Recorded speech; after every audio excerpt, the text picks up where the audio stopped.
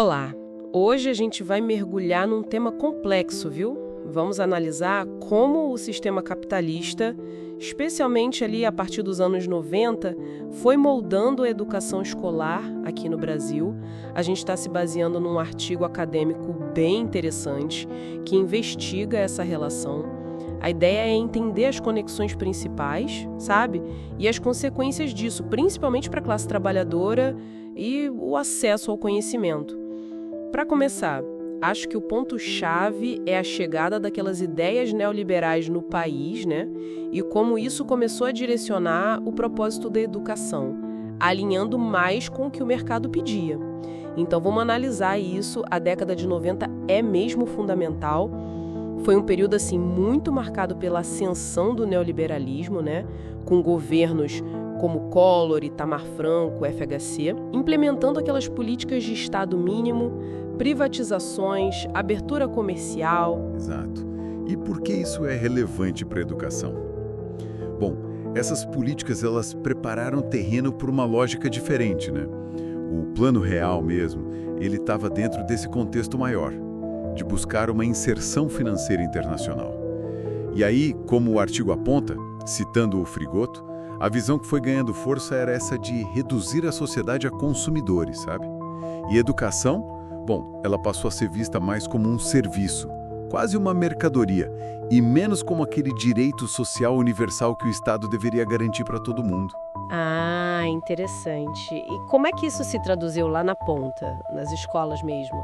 A gente viu crescer muito as tais parcerias público-privadas, as PPPs, foi isso? Sim, as PPPs se tornaram assim, bem centrais na discussão e na prática. Segundo essa análise do Frigoto, em vez de fortalecer o fundo público para garantir políticas universais, o Estado começou a focar mais em ações pontuais, muitas vezes justamente em parceria com o setor privado.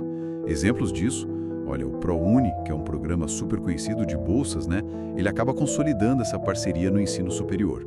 Outro ponto é a transformação dos antigos Cefetes em institutos federais, os IFETs. A análise sugere que essa mudança também trouxe uma lógica mais próxima do mercado.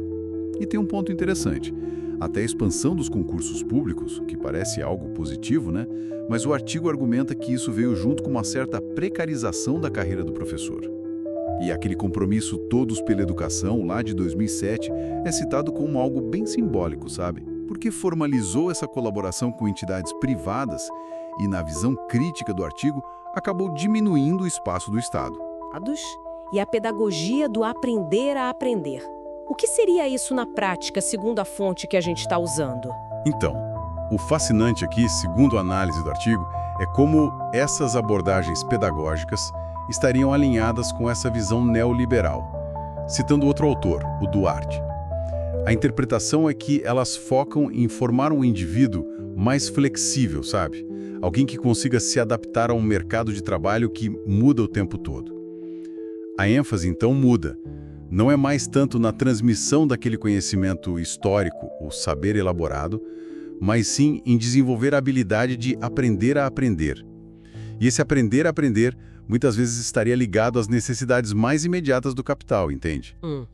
Então a crítica que o artigo faz é que essa ideia de aprender a aprender, que parece tão moderna, tão necessária hoje em dia, na verdade poderia acabar limitando uma análise crítica mais profunda da realidade. Seria isso? Exatamente. O artigo contrapunha isso diretamente com a proposta da pedagogia histórico-crítica, defendida pelo Saviani. Para essa outra visão, a socialização do conhecimento clássico, do saber historicamente acumulado, é fundamental. É a ferramenta para a gente entender a realidade de forma crítica e buscar a emancipação humana, né? O foco excessivo no mercado, como argumentam outros autores citados, como Neto e Braz e o Tonet, baseados em Marx, poderia levar à alienação. Quer dizer, o trabalhador acaba não tendo acesso àquele conhecimento mais amplo, necessário para entender a própria condição e, quem sabe, transformá-la. O Tonet, por exemplo, destaca bem as contradições do próprio capital. Ele gera muita riqueza, mas dificulta o acesso a ela para a maioria. Fala em igualdade, mas na prática aprofunda a desigualdade. Certo.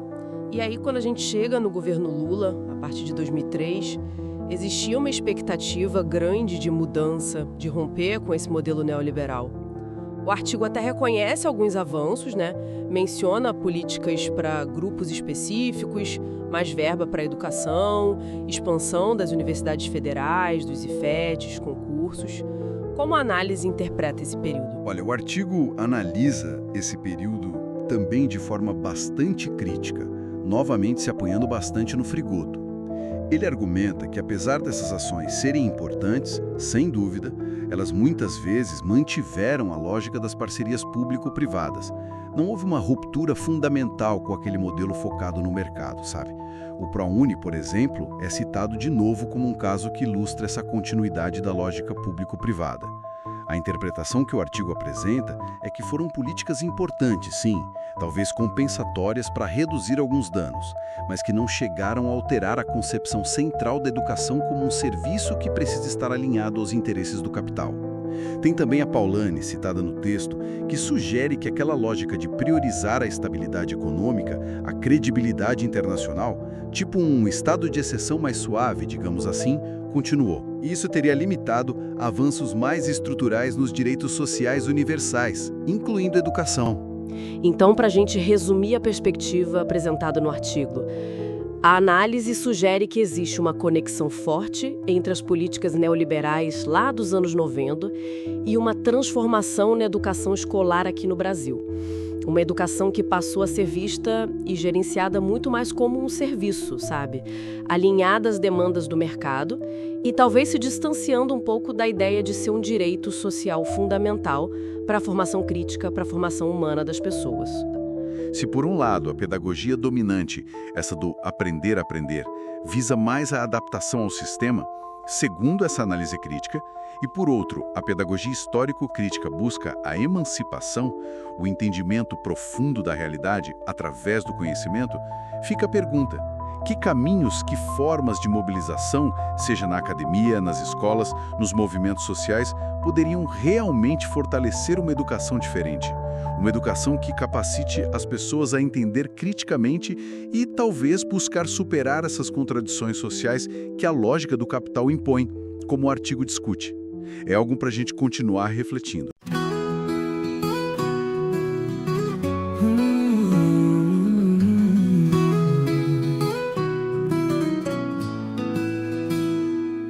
O livro virou produto, a escola perdeu seu chão.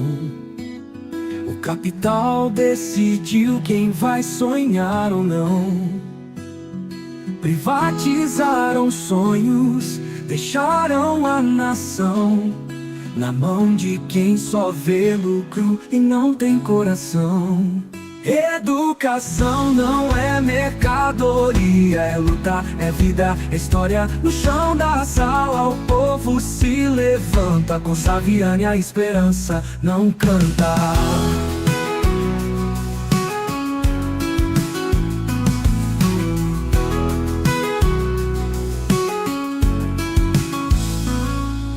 Testes pra medir, mas não pra transformar.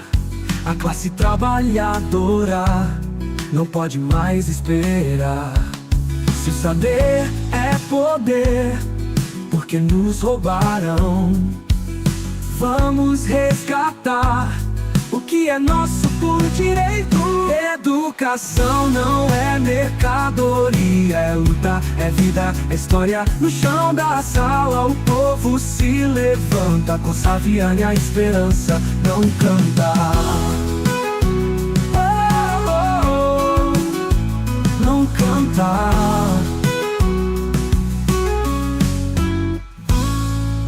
Educação não é mercadoria, é luta, é vida, é história. No chão da sala o povo se levanta, com Saviani a esperança não canta.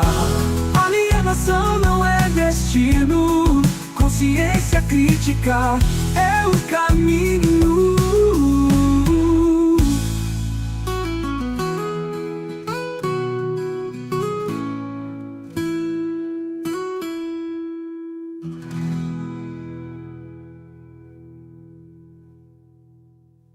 Alienação não é destino, consciência crítica é o caminho.